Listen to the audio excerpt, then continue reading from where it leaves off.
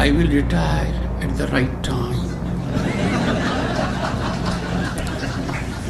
August 2027.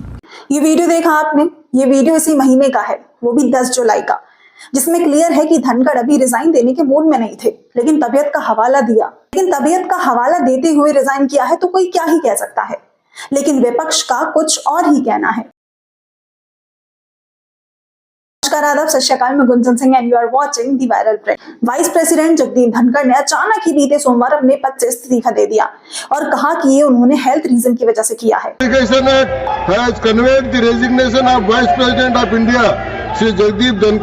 Dhankhar ने राष्ट्रपति को लिखे अपने पत्र में कहा कि मैं संविधान के अनुच्छेद 67A के मुताबिक तत्काल प्रभाव से भारत के उपराष्ट्रपति पद से इस्तीफा देता हूँ। 74 वर्षीय धनखड़ ने अगस्त 2022 में उपराष्ट्रपति का पदभार संभाला था। ऐसे में उनका कार्यकाल 2027 तक था।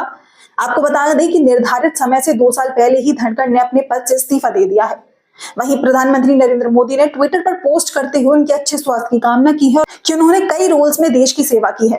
राष्ट्रपति ने उनका इस्तीफा मंजूर कर लिया है और अब 6 महीने के अंदर उपराष्ट्रपति यानी नए उपराष्ट्रपति का चुनाव कराया जाएगा। 74 साल के जगदीप धनखड़ के ऐसे रेजिग्नेशन से विपक्ष में हलचल उमड़ आई है, क्योंकि अब इस पूरे इस्तीफे को लेकर विपक्ष सवाल उठा रहा है। देखिए, धनखड़ 74 साल के हैं और इसमें कोई दो राय नहीं है कि उन्हें स्वास्थ्य समस्याएं तो हैं ही, जिसके चलते मार्च में उन्हें दिल से जुड़ी स्वास्थ्य समस्या का सामना करना पड़ा था। जून में हुए एक इवेंट में वो बेहोश भी हो गए थे, लेकिन मानसून सत्र में वो हर मीटिंग में एक्टिव नजर आए।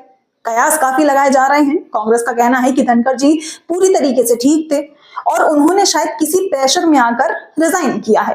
वहीं जयराम रमेश ने भी ट्वीट किया है। एक वरिष्ठ भारतीय राजनीतिक हैं जो भारतीय राष्ट्रीय कांग्रेस के नेता हैं। उन्होंने दावा किया है कि सोमवार दोपहर 12:30 बजे तक वो राज्यसभा की बैठक की अध्यक्षता कर रहे थे और फिर अचानक कुछ घंटों बाद इस्तीफा दे दिया। कांग्रेस का कहना है कि 1 बजे से 4:30 बजे के बीच कुछ ऐसा हुआ जिसकी वजह से इस्तीफा देना पड़ा। साथ ही उन्होंने ये भी कहा कि धनखड़ नियमों और मर्यादाओं के बहुत पक्के इंसान थे और हाल ही में उन्हीं नियमों की बार-बार अनदेखी हो रही थी, जिससे वो परेशान हो गए थे। एकाएक क्या हुआ कि दोपहर के बाद में गड़बड़ होने लगी। ये एकदम अचानक नहीं हो सकता है कि आप पूरा दिन सदन चलाएं और एकदम कहें कि मेरा स्वास्थ्य खराब हो गया। उनको डॉक्टर ने कहा कि भाई यू नीड टू रेस्ट। इधर भाजपा की ओर से जेपी नड्डा और किरेन रिजिजू ने सफाई दी कि वो मीटिंग में क्यों नहीं आए और कहा कि उनकी बातों को गलत तरीके से पेश किया जा रहा है। इस पूरे मामले के बाद देश की राजनीति में हलचल तेज हो गई है।